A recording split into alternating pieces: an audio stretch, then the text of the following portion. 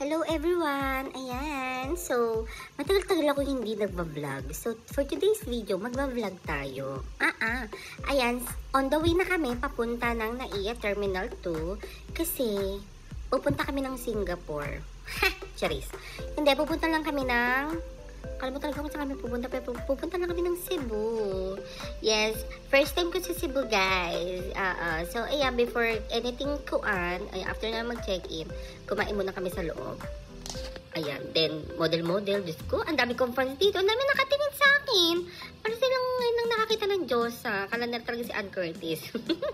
And then, eto, pasakay na kami ng aeroplano here. And alam nyo guys, first time ko lang makasakay ng aeroplano. Tapos sumakay po muna kami ng bus papunta ng aeroplano. So, ayan, pasakay na kami. Excited ako dito. Kasi nga, hindi pa ako nakakasakay ng aeroplano ngayon pa lang. Diba?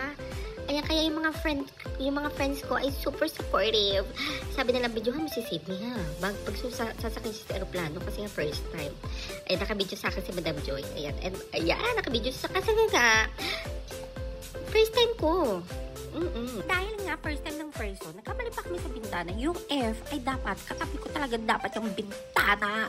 Diyos ko, first time ko makasakay. Diyos ko, wala. Nakibideo na lang ako doon sa Bilechin. Sabi ko, te, pa-eksena dito. Kasi, tingnan mo naman, ang ganda ng kalangitan. Ang ganda ng view. Diba? So, ayan, nandito na kami sa... Parang alam ko, Cebu. Ay, hindi pa pala. Hindi pa to Cebu. Ano pa lang to. Basta parang kakaakyat pa lang niya. Oh, yes. Ayan, diba? Ang ganda. Namangha ako kasi nga first time ko. Pakialam nyo ba? First time ko nga, diba? So, eto, nakalapag na kami ng Mactan Airport. Ayan. Nakalapag na kami na, diba? Pinabidyohan pala ako dyan ni Berta May. And then, eto na. May video pala dito. Diyos ko. Akala daw niya si Ann Curtis talaga. Ayan. So, eto na. Waiting kami. Inaantay kami dito ni Madam Joy. Ayan. O, diba? O, pak! O, Ann Curtis. And then, ito yung, sabi, pang number 2 na. Ito nga yung sa Mactan Airport. Pang number 2 na magandang airport sa Pilipinas. Parang ganun. Tapos, welcome to Cebu. Ayan, diba? Ayan. Then, ito na. Nag-book na kami ng Grab. Papunta sa aming condo na rent sa Horizon Kineme. Yes. Ayan. On the way. Wait nyo na lang. Napaka-mainipin nyo naman. And then, ito, nakarating na kami sa Horizon na condo. Ayan. So, ito yung kanilang lobby. Ayan. So, maganda naman siya. Ayan. Ito yung view sa aming kwarto. Ayan, diba? So, nasa 31st floor kami. 31 floor. And then, ayan. Siyempre, pagkalapag namin sa aming condo, gala agad kami guys. Kasi hindi pa nga kami nagdi-dinner. Anong oras na to? Parang mga past 10 p.m. na. Ayan, ito si Madam Jen. Yung pinsan ni Madam Joy. Ayan, dito kami sa Sugbo Mercado. Sa Cebu. Ayan, dito kami maglalaps. Ayan, so, ito siya. Basta masarap dito guys.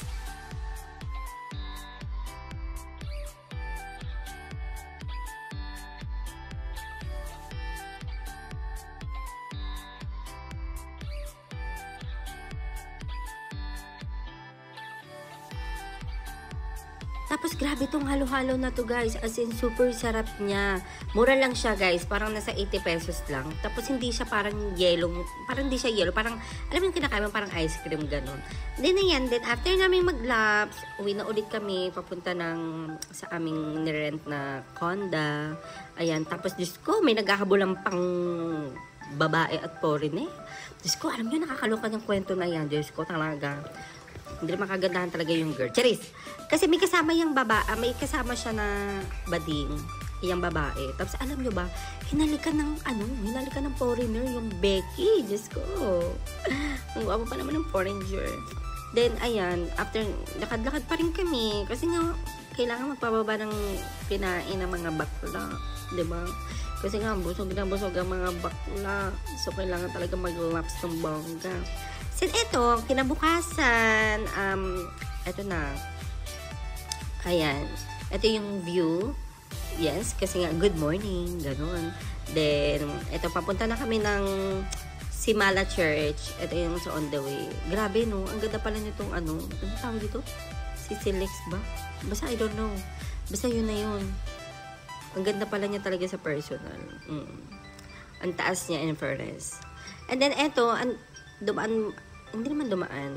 Dumaan talaga kami dito sa sa SM Seria Seaside. Kasi madadaanan siya papunta sa sa Simala Church. And then, eto na, City of Karkar. Ayan, dito kami magla-lunch. So, nandito kami sa may lechonan. Oo, lechonan to eh. So, ito na muna, pinakita ko yung ibang mga ulam-ulam nila. Yes. And then, ito yung lechon. Diyos ko, napakasarap, hapet. Tapos, siya, 800 isang kilo, then 400 ang kalahati. So, sobrang dami ng isang kilo. So, kalahati lang yun. Tapos, alam mo ba, ngayon lang ako nakakain ng ganito na nakalagay sa kanin. Yung parang ganyan, yung nakabalot, parang ganon. O, diba, sarap na sarap ako kumain dyan. Kasi nga, sarap ng lechon, guys. Promise.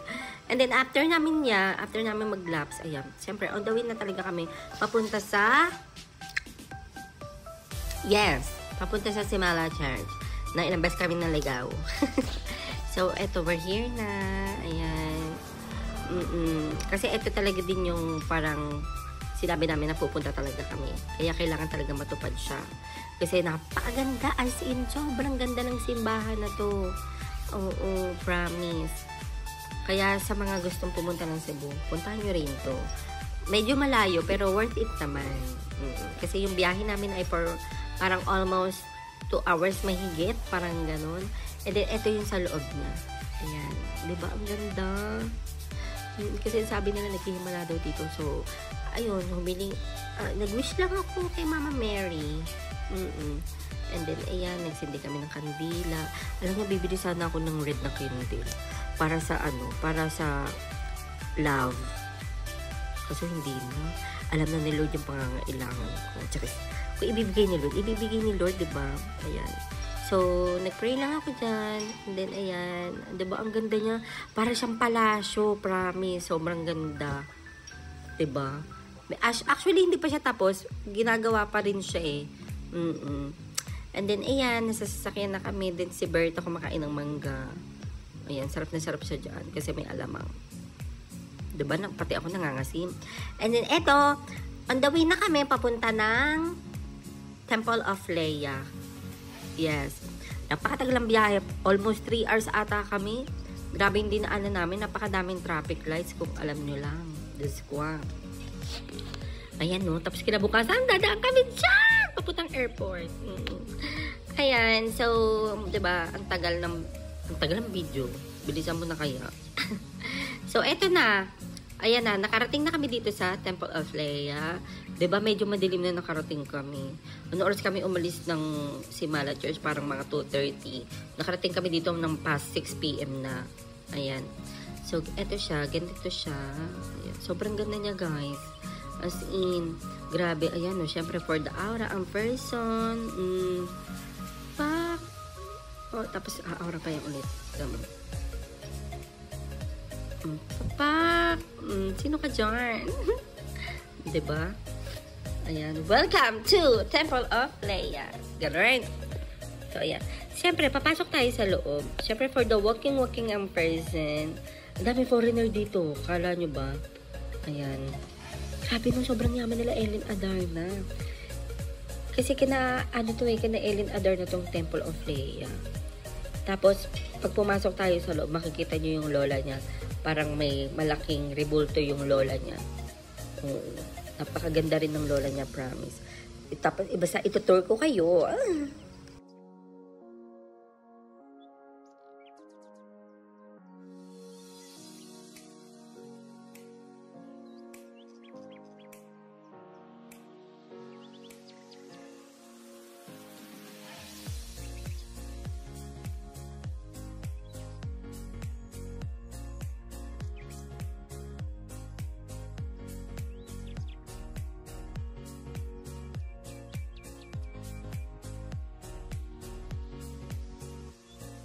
Yan, so aakit tayo sa sa rebulto ng lola ni Ellen Adarna. So, ayan yung kanyang lola. Diba, no? Napakabongga. As in. Tapos, halos lahat ng parang may mga antik-antik sa loob dito, sa papasukan ko. Grabe. Yung may mga, yung parang may mga garapon, yung mga ganun. Ayan. Ito yan, no? Yung mga parang mga gamit nila noon. Tapos, parang nilagay nila dito sa Temple of Leia. Ayan, no, tinan nyo yung mga ang tawag dyan. Basta yun na yun. Hindi ko maano kung anong tawag sa mga ganyan. Ayan, no, tinan nyo, guys. As in, yung mga ganyan na mga parang paso na malalaki, mga ganun. Ayan, no, ang ganda dyan. Promise. 650 lang, 4 na kami nun eh. So, ayan yung parang sofa nila noon. So, nilagay nila dito sa, parang museum siya. Yung Temple of Leia. Ayan. Diba ang ganda? Siguro kung babalik ako ng Cebu, pupunta ulit ako dito. Wala lang, ang ganda mag-selfie. Ang ganda ng ambience, basta ang ganda mag-picture-picture, ganon. And then, ito naman yung sa baba. Ayan. Temple of Leia. Ayan.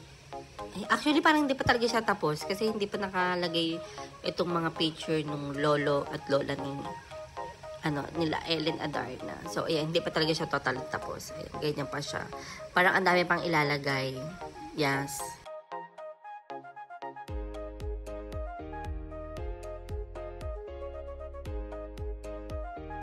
After namin sa Temple of Leia, pumunta kami dito sa ano ba to?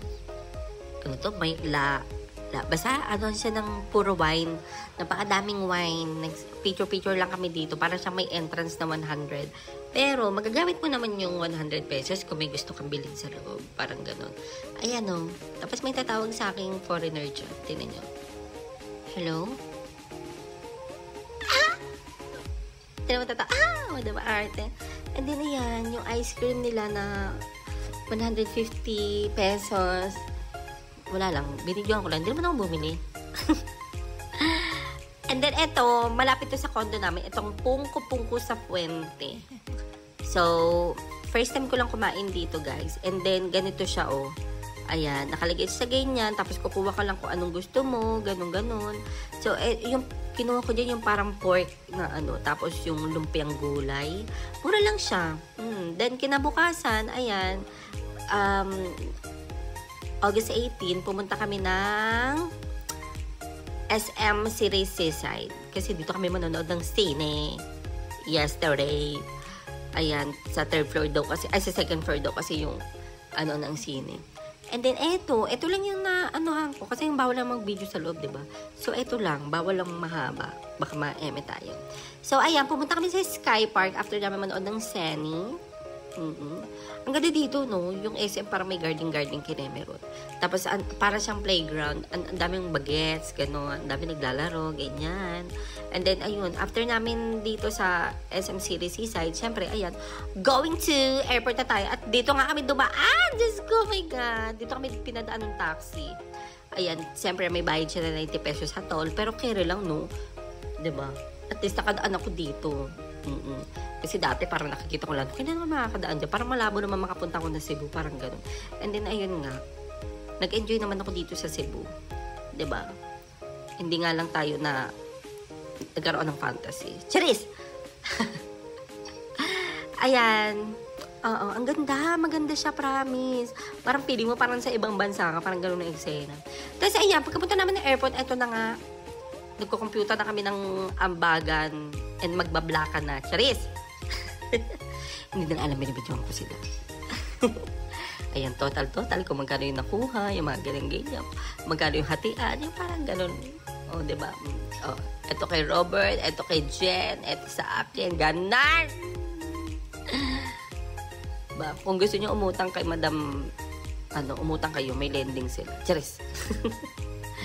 Ayan din, nakasakay na kami ng aeroplano dito sa sa Mactan Airport. Going to Naiya Terminal 2. Ayan, nakalipad na kami.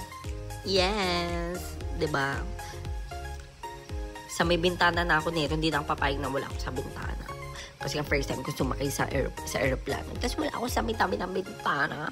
Siyempre, dapat nasa bintana ako para ma-enjoy ko yung view, gano'n. Yan, basta panoorin nyo na lang yan.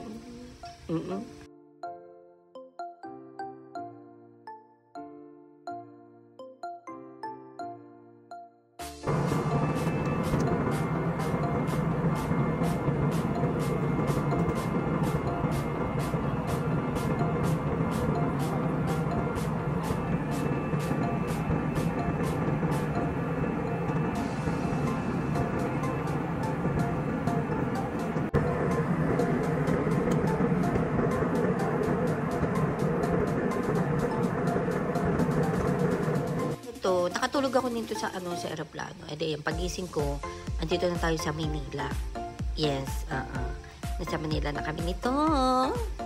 Diyos ko, makakatulog na ako niyan ng bongga kasi nga grabe yung pagod. And then eto, paglabas naman, Diyos ko, para akong galing ibang bansa. May sumalubong agad sa akin. O, diba? Kala mo naman talaga totoo. Hali ko, hi. Diba? Arte! Kala mo naman talaga napakaganda. Yes, maganda ako. Bakit pa? Maganda si self. Pak, aura. Then, eto na. Pagpunta namin ng Imus, kinuha lang naman namin yung sasakyan ko. Kasi doon nakapark. Ayan, andawin na kami pa uwi niyan. Kasi nga, grabe ng pagod ko. Talagang hapet na hapet. Ayan. Driving na ako yan sa, going to Tres Marias City, the city of hope. Ayan, so nakauwi na ang person. Yes, diba? Fresh pa din naman tayo, diba? Kahit na Hagardo Versosa na. Yes, diba? Ganon. So, ayan. So, hanggang dito na lang tong vlog na to, guys. So, nag-enjoy naman ako sa Cebu. Yun nga, lufog, diba? Ganon talaga pag naggagala, diba? So, ayan, guys. Hanggang dito na lang yung vlog. Thank you for watching. Bye. Good night.